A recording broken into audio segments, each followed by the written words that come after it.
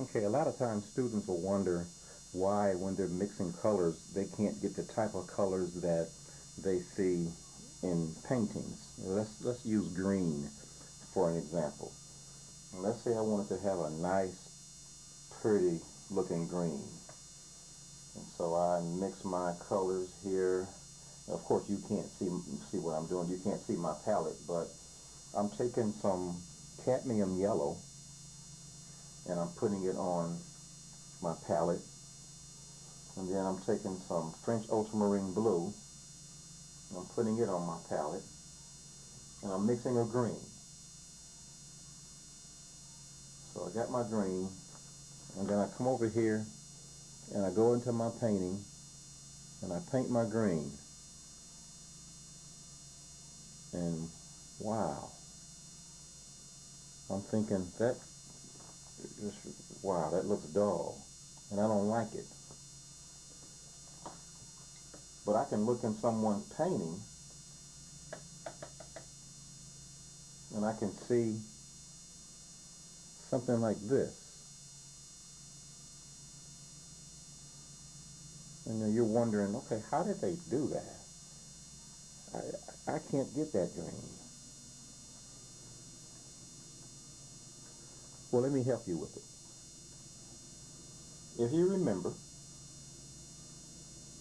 the three basic primary colors are yellow,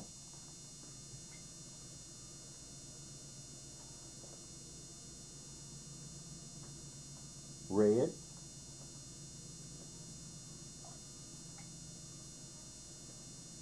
and you guessed it, blue. And all the other colors can be mixed from those colors.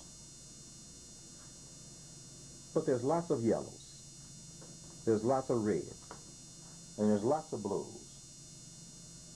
For example, here's another yellow right there. Look how different they look.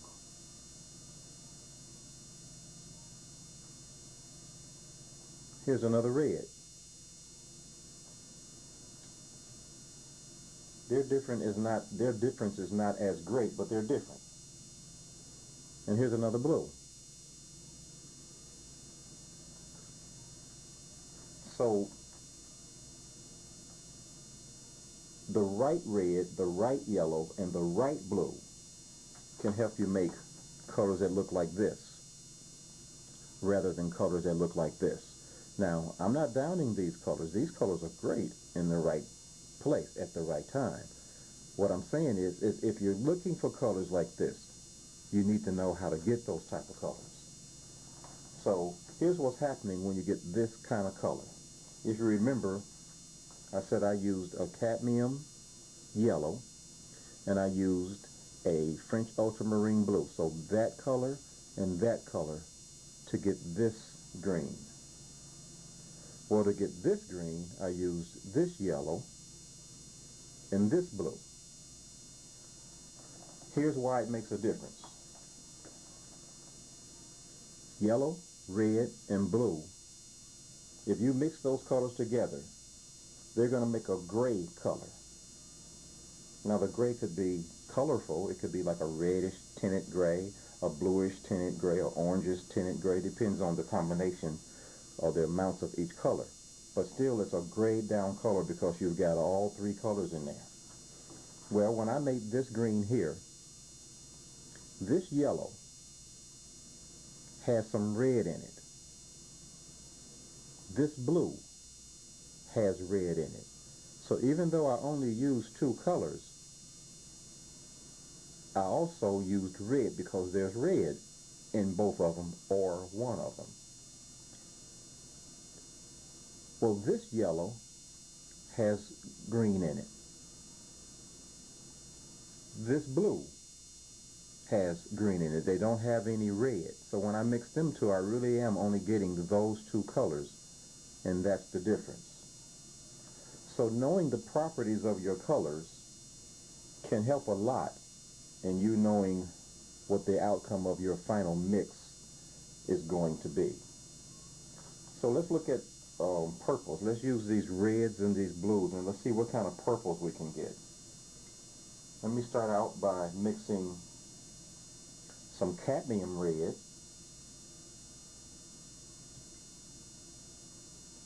with the French ultramarine blue.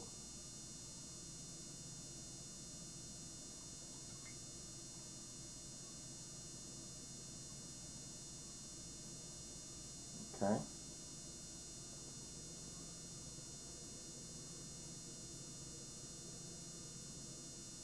Okay, there we have that mix. Now I'm going to mix the other red, the alizarin crimson, with that same French ultramarine blue.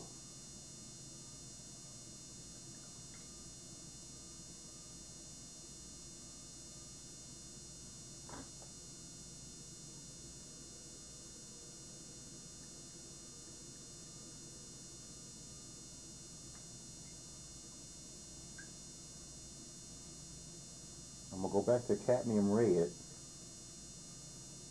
This time I'm going to mix it with the phthalo blue.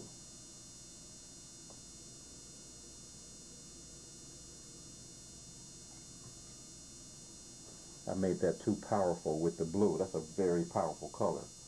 Let me put a little bit more red in there and lighten it up.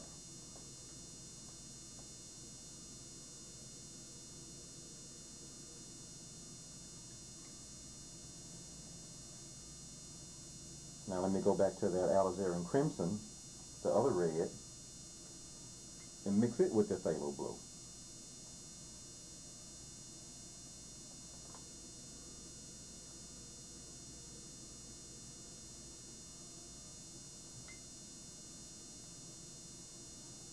Let me redden that one up a little bit more.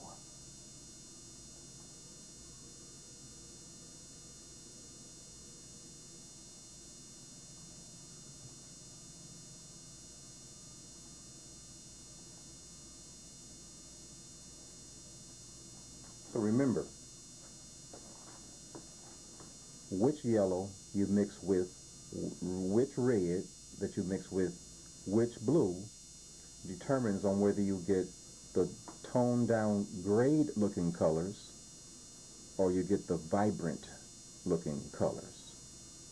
And you play with that and learn your colors. I don't know exactly what you're going to have in your palette, but if you start off with this basic 6 colors like I suggest, then you've got a cool yellow and a warm yellow. One has blue in it, the cadmium. The lemon yellow does not. You'll have a cool red and a warm red. The alizarin crimson has blue in it, and actually the cadmium red does too, but it has so much less blue in it. It has more yellow in it. And then we've got the two blues, a cool blue and a warm blue. The phthalo blue is a cool blue because it has green in it. It's a green shaded color. The French ultramarine blue is a warm blue because it has red in it. So I've kind of got them mixed up here, but here are your warm colors. Cadmium yellow, cadmium red, and French ultramarine blue. Your cool colors here are the lemon yellow, the alizarin crimson, and the phthalo blue. So all those charts that I showed you, that's another reason why you want to take the time and make those charts.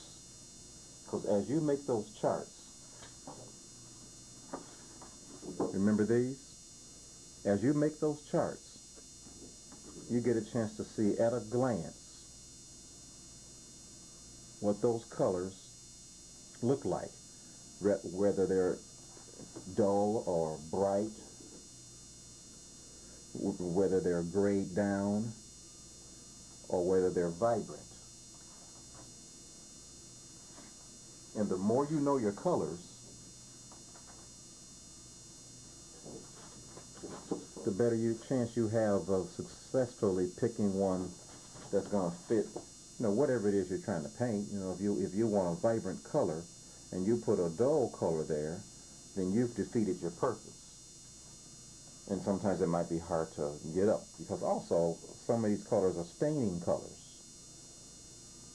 This alizarin crimson and this phthalo blue, they're what you call staining colors. So they actually stain the paper. And if you went in and you tried to take that color out, you can't, because it's actually stained the paper. Some of these other colors, you could actually put water back in them and lift them totally back out. So you can kind of make some corrections. But if you don't know that you're working with a staining color and you put it down and it doesn't work right, then now you're stuck with it, because you've just put a staining color unknowingly and you're really stuck with that color. It's going to be there. So that's just a little lesson in how to get your vibrant, bright colors, or how to purposely get your toned down colors. Because now you know that some of these colors, even though this looks yellow or it looks red or it looks blue, they have hidden colors in it that could cause me to put that third color in. And when I mix all three colors, yellow, red, and blue, I'm going to get a gray. If I don't want a gray, then I need to pick colors that don't have that hidden color in there. So just keep that in mind as you're blending and mixing your colors, and you'll have even more control of the different little colors that you lay into your paintings. Okay, that's that. Thank you.